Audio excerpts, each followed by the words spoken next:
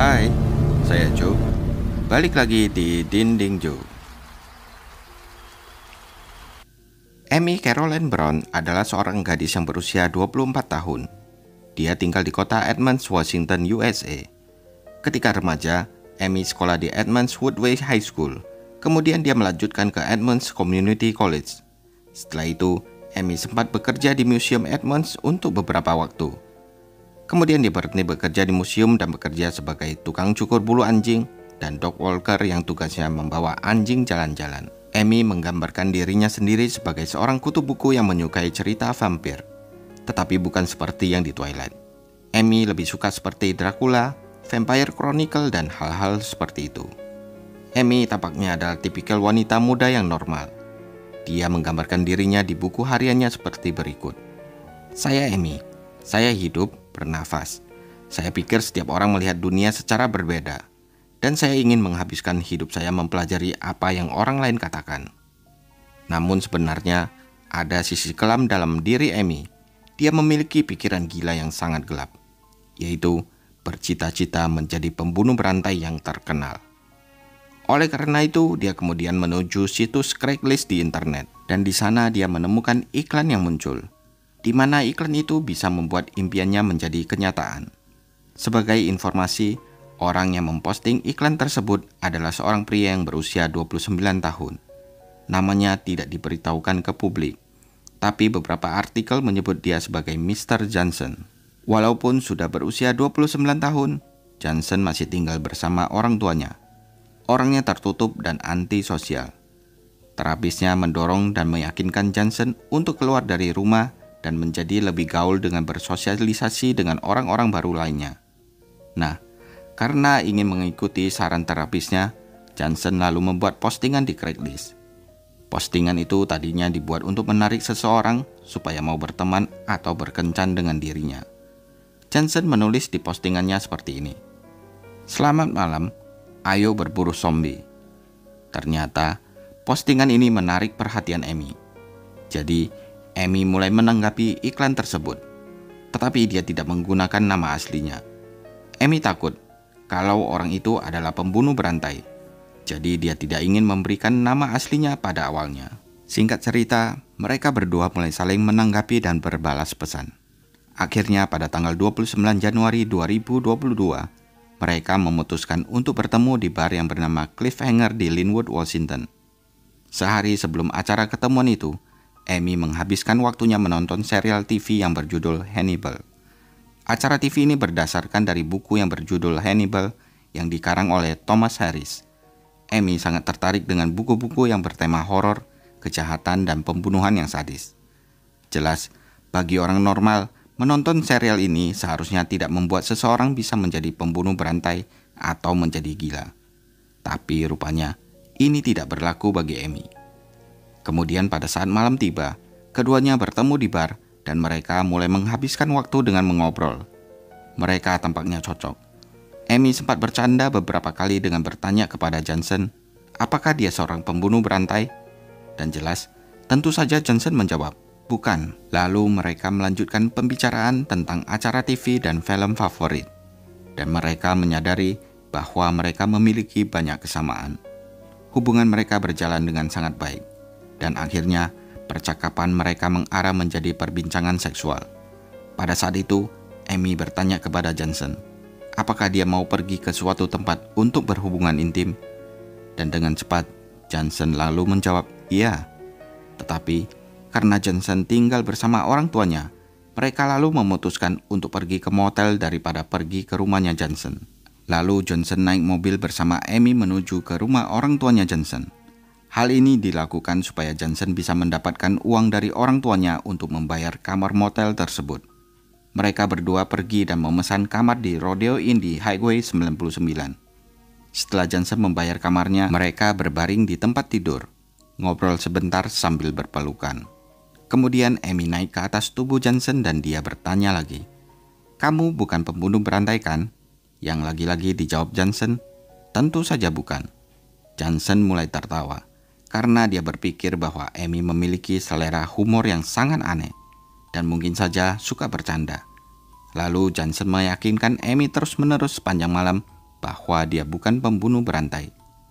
Setelah mendengar jawaban itu, Amy yang duduk di atas dan mengangkangi Johnson tersenyum sambil berkata, "Karena saya seorang pembunuh berantai." Amy kemudian tertawa sambil mengangkat tangan di atas kepalanya, dan ternyata dia sudah memegang pisau saku. Tanpa ragu, Amy menikam Johnson di bagian dada. Johnson mulai melawan Amy. Dia mendorong dan mencoba mengambil pisau dari Amy. Pertempuran sengit itu berlangsung selama beberapa menit, antara Johnson yang mencoba untuk bertahan hidup dengan Amy yang mau mengambil nyawanya. Akhirnya, Johnson berhasil melepaskan diri dan mengambil pisau dari tangannya Amy. Setelah itu, Johnson berlari keluar dari kamar motel itu secepat yang dia bisa. Meski sempat tersandung, akhirnya Johnson melihat apotek Walgreens yang hanya bersebelahan dengan motelnya. Johnson pergi ke kasir dan memohon kepada petugasnya untuk menelpon 911. Saat itu, darah mengalir dari luka di dadanya Johnson. Darahnya berceceran di seluruh toko dan di sepanjang jalan yang dilaluinya.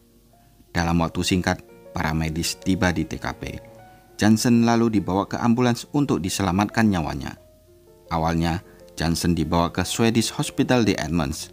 Tapi begitu sampai di sana, dokter menyadari bahwa paru-paru Johnson terluka akibat dari tusukan Amy. Cedera itu berpotensi fatal bagi keselamatan jiwanya, sehingga Johnson kemudian dipindahkan ke Harborview Medical Center untuk perawatan yang lebih intensif. Meski dia menderita luka robek 1 hingga 2 inci dan paru-paru yang tertusuk, Johnson untungnya bisa diselamatkan dari serangan itu. Pada saat yang sama, ketika Johnson dalam perjalanan ke rumah sakit, polisi juga mendatangi motel di mana Amy menusuk Johnson.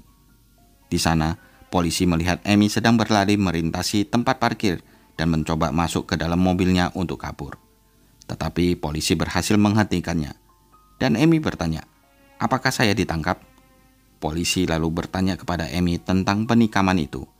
Dan Amy menjawab, "Saya orang bodoh." Ketika mereka berbicara di dekat mobil Amy, polisi memperhatikan bahwa mobilnya Amy memiliki stiker bumper yang bertuliskan, "Saya memiliki tubuh yang sempurna, tetapi ada di bagian belakang dan itu pun mulai berbau."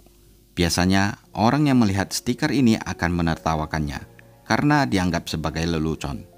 Tetapi setelah kejadian penikaman terhadap Johnson, polisi semakin yakin kalau Amy memang orang yang bermasalah. Polisi mulai menggeledahnya dan segera menemukan pisau lipat di saku celananya. Polisi juga menemukan sebuah catatan kecil yang telah dilipat dan dimasukkan ke dalam saku belakang celananya. Saat polisi membuka catatan itu, di sana tertulis, "Jika Anda bertanya-tanya apa yang ingin saya lakukan dengan livernya Johnson, saya telah memakannya, dan saya akan menyerang lagi." Ternyata Amy telah berencana untuk meninggalkan catatan itu di tubuh Johnson setelah dia berhasil membunuh Johnson dan memakan livernya. Amy lalu mengatakan, seperti acara TV Hannibal, dia berencana akan membunuh korbannya, memotong jantungnya dan memakannya. Setelah itu, dia pergi untuk melanjutkan ke korban berikutnya. Polisi melaporkan bahwa ketika mereka pertama kali menangkap Amy, dia berbicara tanpa emosi. Amy memberitahu polisi bahwa dia sendirian dan ingin menjadi pembunuh berantai. Amy bahkan tidak peduli dengan apa yang baru saja dia lakukan. Dia lebih khawatir dan takut kehilangan pekerjaan karena tidak masuk kerja. Akhirnya Amy ditangkap dan dimasukkan ke penjara, dan polisi mulai mengadakan penyelidikan. Ketika menggeledah rumahnya, polisi menemukan koleksi DVD Hannibal, serta catatan tentang rencananya untuk menjadi pembunuh berantai. Amy juga menggambar sebuah gubuk pembunuhan. Polisi juga menemukan rekaman CCTV yang menunjukkan keduanya di bar, kemudian check-in di motel. Polisi juga menemukan beberapa saksi yang melihat mereka berdua di motel dan di bar. Bisa dikatakan, Amy tidak merencanakan kejahatan itu dengan baik. Jika dia benar-benar ingin membunuh Johnson dan kabur, kemungkinan besar dia pasti akan segera tertangkap. Dan Amy tidak akan punya kesempatan untuk membunuh korban lainnya. Setelah ditangkap, Amy diinterogasi lagi oleh polisi. Pada saat itu, dia mengatakan kepada polisi bahwa dia ingin membunuh banyak orang. Dan rencananya, dia tidak akan bisa ditangkap selama 50 tahun. Setelah itu barulah dia akan menyerahkan diri. Sehingga seluruh dunia akan tahu bahwa dia adalah pembunuh berantai dengan jumlah korban terbanyak yang tidak bisa ditangkap oleh polisi. Dengan semua bukti ini, Amy didakwa dengan percobaan pembunuhan tingkat pertama. Dan setelah beberapa waktu di penjara dan berbicara dengan jaksa, Amy mengaku bersalah atas dakwaan ini. Dia akhirnya memberitahu polisi bahwa dia adalah seorang psikopat. Sejak di bangku SMP, dia telah diganggu dengan pikiran untuk membunuh. Jaksa penuntut meminta hakim untuk memberikan hukuman maksimum yang diperbolehkan kepada Amy atas percobaan pembunuhan tingkat pertama. Karena meskipun Amy mengaku bersalah, dia tidak menunjukkan rasa penyesalan atas apa yang dia lakukan. Namun pengacara yang membela Amy meminta keringanan hukuman dengan berbagai alasan. Amy masih muda karena dia masih berusia 24 tahun pada saat itu. Dan dia sama sekali tidak memiliki catatan kriminal sebelumnya. Pengacaranya juga membahas riwayat lama penyakit mental Amy. Amy menderita penyakit mental seumur hidup dengan beberapa kali upaya bunuh diri sebelumnya. Amy juga diberi resep obat antipsikotik untuk masalah kesehatan mentalnya. Tetapi dia tiba-tiba berhenti meminumnya sesaat sebelum kejahatan yang dia lakukan. Ibunya Amy juga hadir pada saat sidang. Dia membacakan pernyataannya yang menyatakan bahwa dia juga tidak membantah fakta bahwa putrinya melakukan tindakan ini. Tetapi dia memohon kepada hakim bahwa Amy bukanlah tipe orang yang dapat melakukan hal seperti itu. Perilaku ini di luar karakter Amy. Ibu Amy memberitahu pengadilan bahwa ini bukanlah putri saya. Dan sebelum menjatuhkan hukuman, hakim mengatakan, "Saya jarang kehilangan kata-kata, tetapi kasus ini membuat saya hampir tidak bisa berkata apa-apa. Saya mengerti bahwa Amy telah menderita penyakit mental. Saya tidak asing dengan masalah kesehatan mental. Akan tetapi, Amy menunjukkan kurangnya penyesalan. Dia hampir tanpa emosi. Amy tidak merasa bersalah atas apa yang telah dia lakukan. Dan dia tidak menyesalinya sama sekali. Inilah yang membuat saya memberinya hukuman yang lebih berat." Memang di malam itu, Amy membuat keputusan yang kejam untuk membunuh Johnson. Amy mengakui bahwa dia telah berpikir untuk membunuh seseorang dan memakan jantungnya. Bahkan sejak masih remaja, Amy mengatakan ingin menjadi pembunuh berantai. Dan Johnson akan menjadi korban yang pertama. Setelah itu baru Amy akan mencari lagi korban lainnya. Bertahun-tahun yang lalu, Amy bahkan membeli sarung tangan khusus untuk digunakan dalam pembunuhan dan menyimpannya. Kasus ini membuat saya kehilangan kata-kata. Kata hakim, ini benar-benar sadis dan mengerikan. Bagaimana manusia bisa memperlakukan satu sama lain dengan begitu kejamnya? Hakim akhirnya menjatuhkan hukuman 18 tahun penjara ditambah 3 tahun tahanan komunitas. Bahkan setelah nantinya Amy dibebaskan, dia akan kehilangan haknya untuk memiliki senjata api dan kehilangan haknya untuk ikut pemilu. Hakim juga mengeluarkan perintah pelarangan seumur hidup di mana Amy tidak boleh berhubungan dengan korbannya atau keluarga korban. Nah, gimana menurut kalian? Tulis di kolom komentar ya.